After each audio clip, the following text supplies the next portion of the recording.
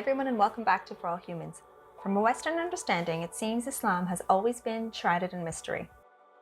There is so much misinformation and way too much attention is given to the controversial topics surrounding its religion. But does this mysterious faith really preach viciousness and hate? And does it promote the worship of Satan, as some people think? Is it as evil as we are led to believe? Well, for Muslims, the religion is a lot tamer than all that, I'm afraid.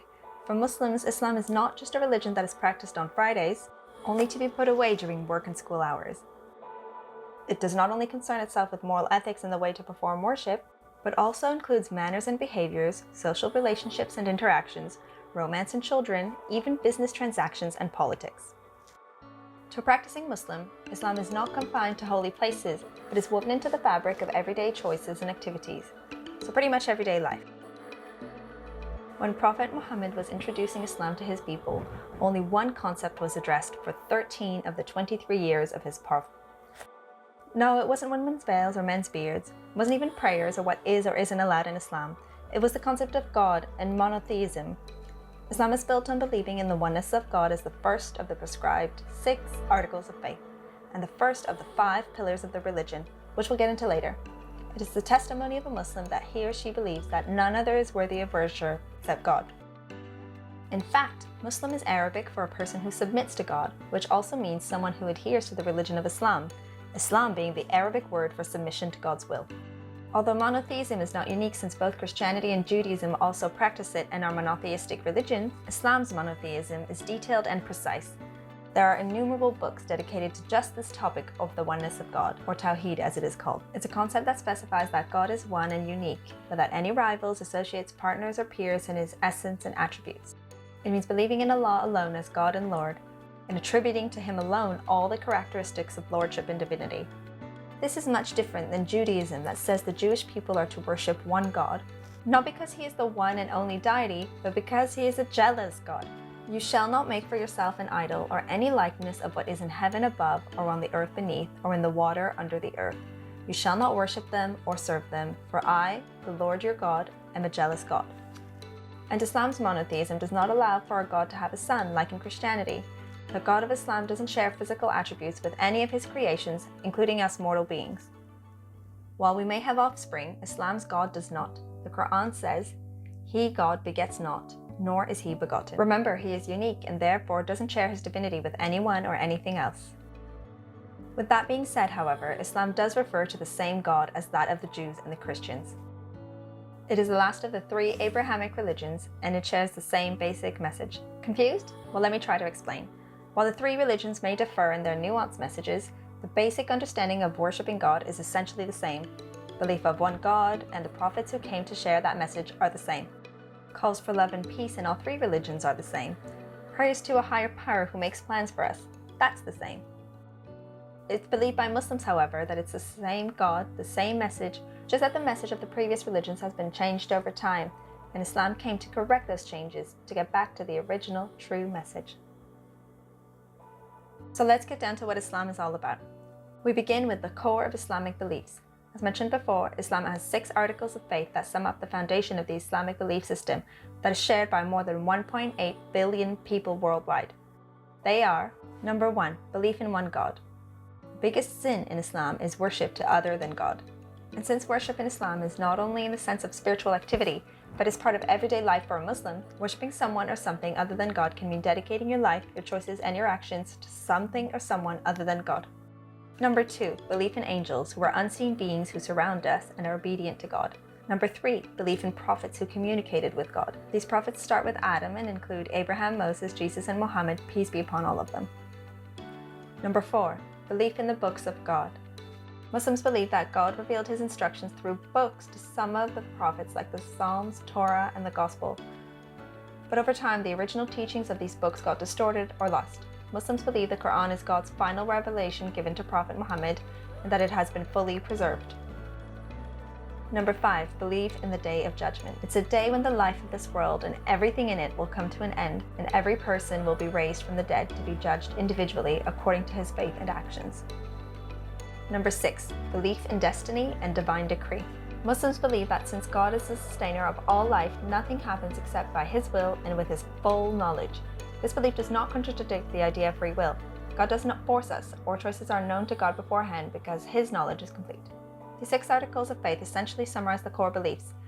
There are also 5 core formal religious rituals of worship, commonly known as the pillars of Islam. Number 1, the Shahada, or declaration of faith that there is only one God and that Muhammad is his messenger. This declaration is not a mere statement just to be uttered, but it must be shown in one's actions as well. Number 2, the 5 daily prayers. Muslims pray 5 times a day during the day directly to God, without anyone to intervene on their behalf. Through their prayers, Muslims can connect straight to God and find spiritual strength, peace of mind, and a break from the daily grind during their allotted prayer times spread out throughout the day. Number 3, paying zakat, a type of charity reserved for the poor and needy. Forget taxes, this type of charity is how Muslims take care of the people who are really in need, and it's the responsibility of every Muslim to pay yearly. Number 4, fasting for the month of Ramadan. For 1 month every year, Muslims are commanded to fast from pre-dawn to dusk to practice self-control, to focus on prayers and devotion, and to sympathize with those who have little or nothing to eat and who are in need. Number 5, forming Hajj, the pilgrimage to Mecca. Every able Muslim is required to perform this spiritual journey at least once in their lifetime. It is the great equalizer where everyone wears the same things, is treated in the same manner, and has to go through the same experiences.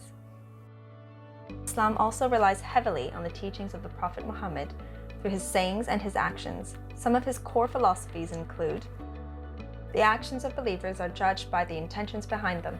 A good Muslim leaves what doesn't concern him and only looks for the best in others. A person can't be a true believer unless he loves for his brother or sister in humanity what he loves for himself. This is known as the golden rule and is found in other religions as well.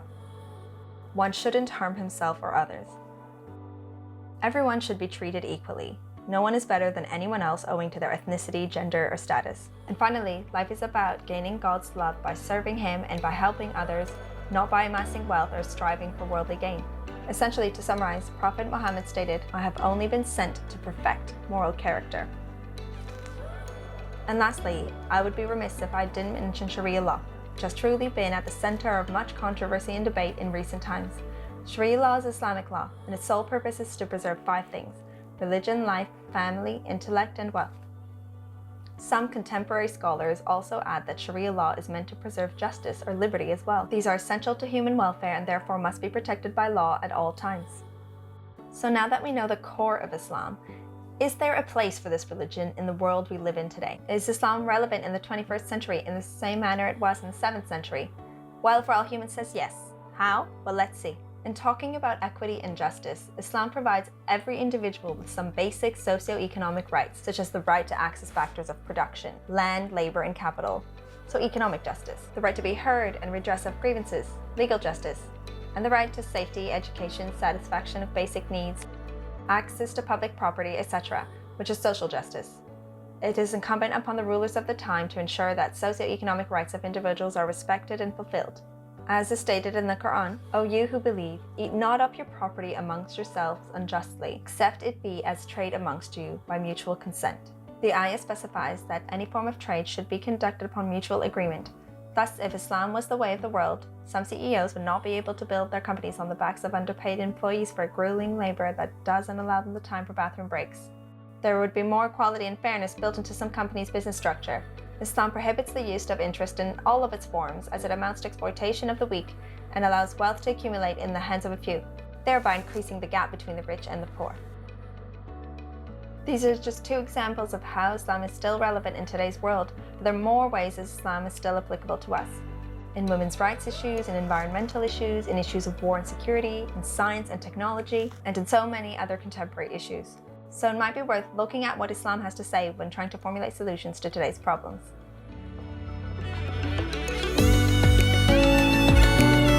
If you liked what you saw, please remember to like, comment, share, and let us know what you think in the comments section below. See you all next time.